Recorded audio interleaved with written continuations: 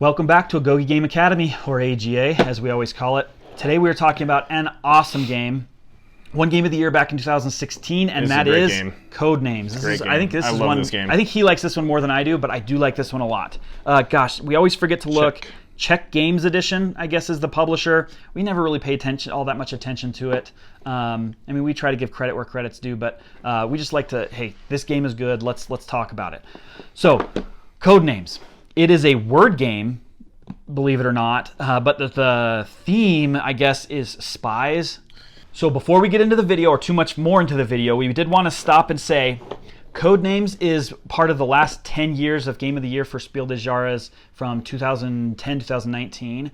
A few weeks ago, we did a game night where we got together and played them all in the same night. And then it was fun. Yeah, it was fun. Compared them all together and what we thought about this one versus that one, and which ones kind of rose to the top and which ones fell to the bottom. If you want to see the video we did on that and what our opinions were, we'll link it up here above us, and definitely check that out. It'll be well worth your time. Other than that, we'll get back to the video. It's awesome. Yeah, for me, it has a great theme to it.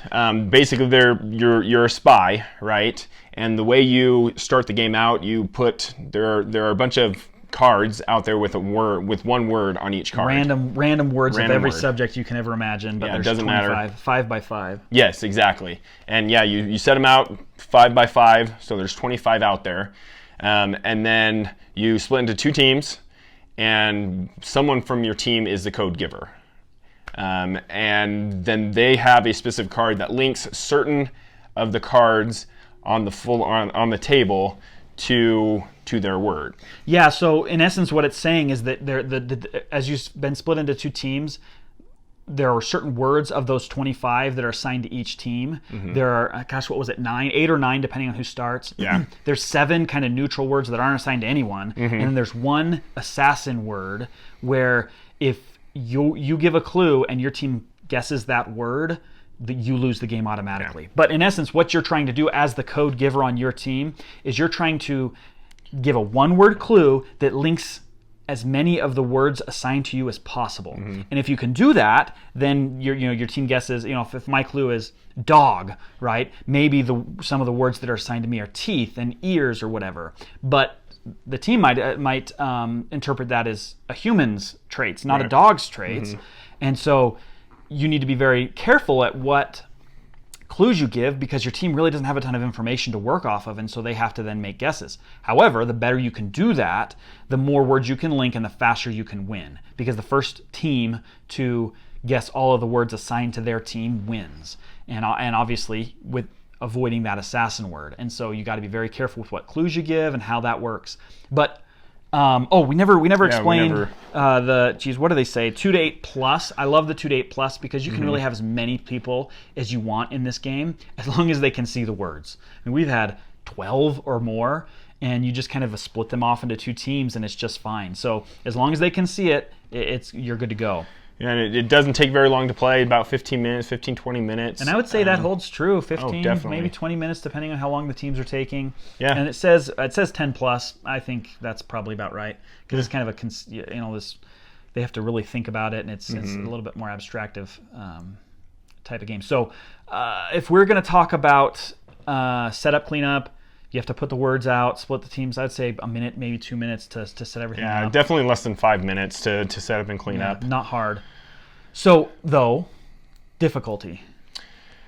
There is a learning aspect, especially if you're the code giver. Yep. That's the hardest part of this game is learning how to link words appropriately. Like he was saying, your code may be, you're trying to get them to guess a bunch of different words, and you give the code of teeth, and some of the cards have dog and bat and horse, but then also has human, right? And so, they may connect 3 of those, but they also connect human, which may not be or part saw, of that. Right? A saw has teeth. Right. And so they're like, oh, well, that has teeth, so it's not as easy. So I would definitely agree the clue giver is much harder, but again, it's compared to some of the other games you guys have probably seen from us that we've reviewed, probably the easiest one. If there's nothing to it. If you are just on a team guessing, All you have to do is be able to hear what the person said and try to say, what Be could able he to be trying to read. tell me, right? Yeah. So if you can read, for the most part, you can play this game. Oh, yeah. Clue Giver's a little bit more tricky, but that's about it. Okay, so what makes it so fun? Like I've said many times before, there's a lot of strategy to it. You know, you're trying to link as many words as possible. So there's a lot of strategy that goes in, a little bit of luck. You know, you're dealt the words that you're dealt, right? And so there's a little bit of luck to it. A lot of strategy can be introduced, or you can just do one word guess for one card, right? And you can, you just tell them, yep, it's one card. This is the code word, and then they go and guess it.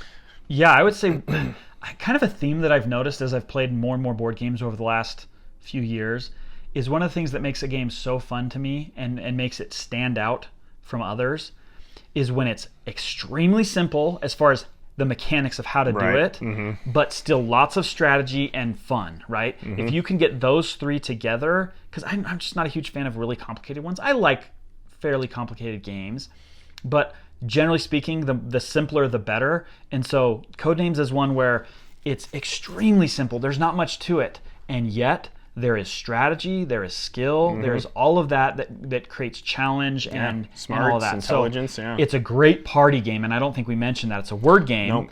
Yeah. And it's a party game, and so you can get lots of people together, and people just tend to like it because they can kind of be zoning in and zoning out of the game, and it doesn't really affect anything. Right. If one player isn't paying attention the whole time.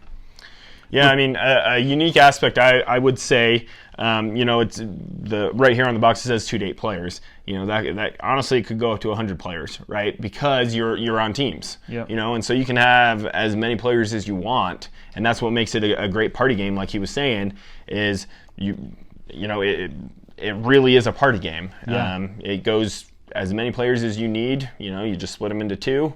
This half on the right is one team, this half on the left is another, and you go to town having fun.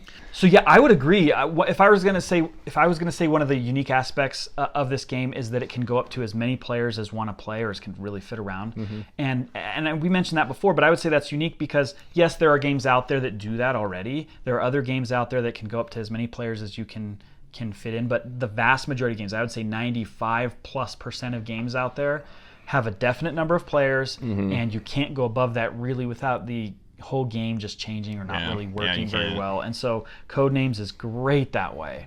Okay, so if you're going to say what makes it replayable? The aspect that there are just so many words, right? Yeah, because we didn't say that, did we? That there's a deck of cards that you get. So you put out 25 words, but you have a deck. And then you flip that over, double-sided, and you have even more words. So the fact is, no matter how many times you play this game, you probably won't play the same game exactly twice because of the various amounts of different ways the words are assigned to your team. Yeah, totally. I mean, it's never going to be the same game. I would say it plays more similarly than a lot of other games as far as some of like Carcassonne. It's just a different game every time because the board is completely different. Right. The thing is exactly the same. Mechanics are exactly the same, but the challenge of trying to connect specific words, that all changes. And so it's always a challenge, and that's why it's replayable. Okay, best scenario. Is there really, I don't know that there really is a best number of players. No, I mean, it's a party game. If you're having a bunch of people over, and you want to play a game, you don't know what to play, get Codenames. It's fun. People are gonna laugh. My in-laws aren't huge game people. They like playing games, but this is one of their favorites to play. It's just fun. With any number, Yeah, you're always laughing. Someone gives some code that they think is brilliant. And then it does not work. It doesn't work, and it's just fun because then you just you kind of laugh at them and they laugh at themselves, and yeah. So maybe I would say that the number of players probably better the more you get because there's more variability. Yeah. Although there's 10 players on each team, it starts to get a little bit cumbersome because everyone's trying to agree and pick words and stuff. But other than that, any number of players below 10 or 12 is probably pretty good. Okay, we talked about pretty much everything. Let's talk about cost. I don't know, $20, $30. $30, yeah. Just like most games, it's well worth it. Simple. There's not much of a learning curve. Well worth $30 just to. It's just well to go worth out it. and do Yeah, for sure. Okay, give them one reason to buy. Again, replayability, replayability and strategy that comes with it, to kind of best the other team. That would be the reason I would buy it. If I were going to say if I were going to give you one reason that it's worth buying, I would say that it's an easy game to pull out at a party, of 10 or 12 people, to pull out at a party, and there's not much to learn, not much to explain on your side, so it's not hard. It's just, hey, let's pull this game out, put the cards out, this is how it plays, and everybody's up to speed, it's fast, there's nothing you have to worry about or try to explain. It's just it's like that. And so that would be my reason. I don't know. Other than that, I mean, there's lots of reasons, but that's what we think about this game. It's well worth buying. We give it a thumbs up for sure. Hopefully, we have earned your subscription. Like always, we ask that you subscribe if it was if it was worth it and it was valuable information. Like as well. Give us your experience of Codenames down in the description down in the comments below. To what you guys think. Was it worth a Game of the Year title that it got? Was it not? Was there a game you like more? What's your experience? It was. But let us know. Yeah, what even you think. even though you're wrong, leave your comments down below, and we will see you next time.